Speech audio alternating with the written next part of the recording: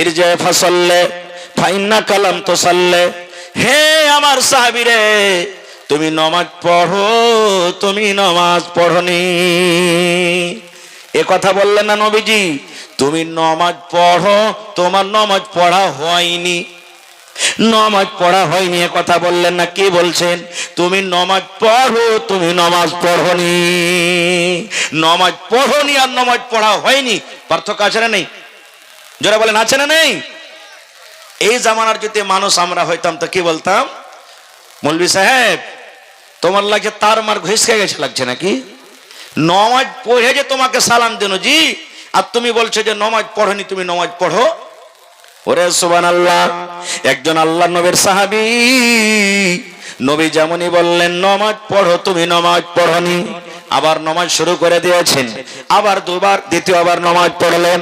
নামাজ পড়ার পর নবীকে এসে বলছেন আসসালামু আলাইকুম ইয়া রাসূলুল্লাহ। নবীজি জবাব দিয়ে দিলেন। এবার জবাব দেওয়ার পর এবারও বলছেন ইরজে ফাসাল্লে ফাইন্না কালাম তো সাল্লে। এই আমার সাহাবী রে, তুমি নামাজ পড়ো রে বাবা, তুমি নামাজ পড়নি। কয়বার হলো? কয়বার হলো জি ভাই? দুবার হয়ে গেল। আবার নামাজ পড়লেন। তিনবার বেলাতে আবার সালাম দিলেন। নবীজি সালামের জবাব দিলেন। সালামের জবাব দেওয়ার পর আবার নবী তাকে বলছেন ইরজে ফাসাল্লি ফাইন্না কালাম তো সাল্লে। হে আমার সাহাবী, তুমি নামাজ পড়ো, তুমি নামাজ পড়নি।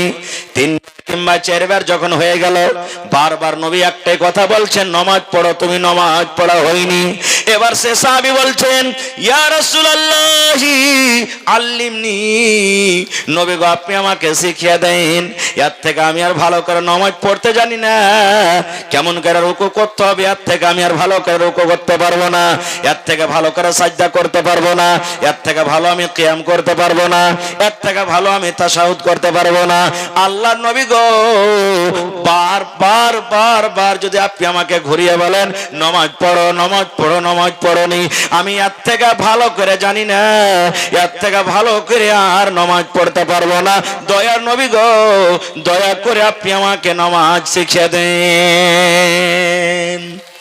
তিন চারবার বেলাতে যখন বলছেন নামাজ শিখিয়ে দেন, তখন নবীজি উজু থেকে নিয়ে সালাম পর্যন্ত কেমন করে উজু করতে হবে আর নামাজ পড়তে হবে নবীজি দেখিয়ে দিলেন, শিখিয়ে দিলেন। ওদিকে যাব না, সময় কম, আল্লাহ বাচ্চারা খাবার কোনোদিন। তবে আমার বলার উদ্দেশ্য, আজকে যত এখানে বসে আছেন, জীবনে মেলায় মানুষ আমরা নামাজ পড়ি, কেউ 5 ওয়াক্ত নামাজ পড়ে পড়ে না, এরা হলো অরিজিনাল নামাজি। কেউ 8 দিনে একদিন পড়ে মানে জুমার নামাজ পড়ে, কেউ 360 দিনে একদিন পড়ে মানে ঈদ বকরিদের নামাজ পড়ে। কোন ভাই খাট কি নামাজি মানে খাট যেদিন হয়ে যাবে অর্থাৎ গ্রামে মাইয়া ছেড়ে গেলে নামাজ পড়ে। জোরে বলেন পড়ে না? পড়ে না। এই মুসলমান রে, যে আপনি নামাজ পড়েন না কেন, আপনি 5 ওয়াক্ত নামাজ পড়েন, জানাজার নামাজ পড়েন, তাহাজ্জুদের নামাজ পড়েন, সুন্নাত নামাজ পড়েন, সালাতুল জোহা পড়েন, যে কোনো নামাজ পড়েন না কেন, নবীর তারিকা মতো যদি আপনার নামাজ না হয় রে বন্ধু, তাইলে জীবনে কোনোদিন আপনি নামাজ পড়েননি, আপনার নামাজ বেকার হয়ে গেছে, জীবনে আপনার ইবাদত হয়নি। হাদিসটাকে সামনে রেখে যতই নামাজ পড়েন, যদি নবীর তারিকা মতন যদি নামাজ না হয়, আপনার একদিনও নামাজ পড়া হয়নি। তাহলে ইলমের দরকার হলো না? হলো না? জোরে বলেন হলো না? হইল না? সুবহানাল্লাহ।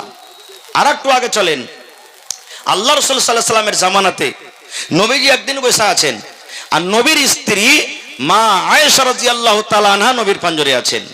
আর ইহুদির একটা জামাত, ইহুদির দল, দুনিয়াতে সব থেকে মুসলমানের বড় দুশমন হলো ইহুদি। নবীকে সালাম দিচ্ছেন। আজকে আমি স্টেজে সালাম দিলাম, আসসালামু আলাইকুম, সালাম দিচ্ছেন না তিনি? এর মানে কি? আল্লাহর রহমত, আল্লাহর সালামতি আপনার পরে নাজিল হোক, এটার মানে হলো। কত সুন্দর দোয়া। এবার ওই ইহুদির জামাত নবীকে কেমন করে সালাম দিচ্ছেন দেখেন, আসসালামু আলাইকুম না বলে বলছেন আসসালামু আলাইকুম। কি বলছেন? আসসালামু আলাইকুম। আসসালামু আলাইকুম বললেন না, আসসালামু আলাইকুম। আসসালামু আলাইকুম মানে হলো হে নবী তোমার পরে মওত আসুক, তুমি মরে যাও, তুমি মরে যাও, হালাক হয়ে যাও। আসসালামু আলাইকুম, হে নবী তোমার পরে মওত আসুক। বদ্দুয়া হলো না? হলো না? জোরে বলেন হলো না? হলো না? এবার মা আয়েশা রাদিয়াল্লাহু তাআলা আনহা, দেখেন দুনিয়াতে যে কোনো পুরুষ হোক, ওর যদি স্ত্রীর সামনে যদি দোসরা কোনো মানুষ বুড়াই করে গাল দেয়, স্ত্রী সহ্য করতে পারবে? পারবে না। খুব এবার মা আয়েশা যখন ওরে আল্লাহ জেনে নিলেন আমার নবীকে এই বেঈমানেরা ইহুদিরা গাল দিয়ে দিলে, বদদুয়া দিয়ে দিলে, সালামের জায়গাতে আসসালামু আলাইকুম না বলে আসসালামু আলাইকুম বলে দিয়েছি। এবার মা আয়েশা বলছেন ওয়া আলাইকুম আসসালাম ওয়াল লাআনা, হে ইহুদিরা রে, আমার নবীর জন্য তোরা বদদুয়া করলি, আমার নবী কেন মরবে? তোরা মর, তোর উপরে আল্লাহর গজব হোক, তোর উপরে আল্লাহর লানাত হোক। আমার নবী তোদেরকে কোনো গালি দেয়নি রে, আমার নবী তোদেরকে কোনো কষ্ট দেয়নি, আমার নবী তোদেরকে কোনো ভাষাতে কুকরম কথা বলেনি। তবে আমার নবীকে ভালো কথা না দিয়ে তোরা কেন বদদুয়া দিলি? হে বেঈমানেরা শোন, হে ইহুদিদের দলেরা শোন, তোর পরে মত আসুক, তোরা হালাক বরবাদ হয়ে যা। হাদিসে মেলায় কথা আছে, আমি অধিকার যাব না। বলার উদ্দেশ্য মেন পয়েন্ট হলো মহিলারাও পড়ালেখা ছিলেন জামানাতে, তার লেগে তো ভুলটা ধরলে পারলে যে ভাই জোরে বলেন, পারলে না? এই টাইমে যদি মা আয়েশা পড়ালেখা না হইতেন তাহলে যে নবী কিরকম ভাবে ভাষাতে গালি দিয়ে দিলে ভুল ধরতে পারতো? আজকে আপনারা আমরা কোথায় আছি? যে ভাইয়েরা বলেন বেটি ছেলেকে পড়িয়ে লেখে কি করবি? হ্যাঁ, ইয়াকে পড়িয়ে ফের কোন মাস্টার আর ইঞ্জিনিয়ার প্রফেসর করবি? ইয়ারা তো পরের বাড়িতে চলে যাবে, যে ছাই তুলবে, ঘোঁটা কুড়াইবে, ভাত রানবে, রুটি করবে, এই করবে ওই করবে। বেটি ছেলেকে ফের পড়িয়ে লেখে কি করবি?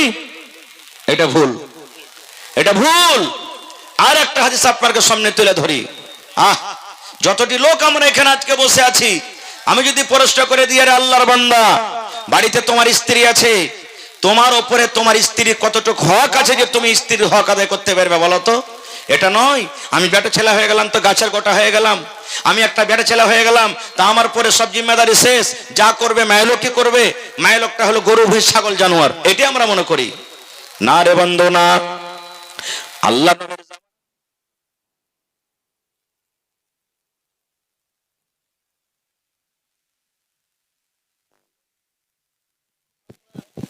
হ্যালো, আল্লাহ নবীর জামানাতে একজন সাহাবী নবীকে প্রশ্ন করে দিলেন, আল্লাহ নবী গো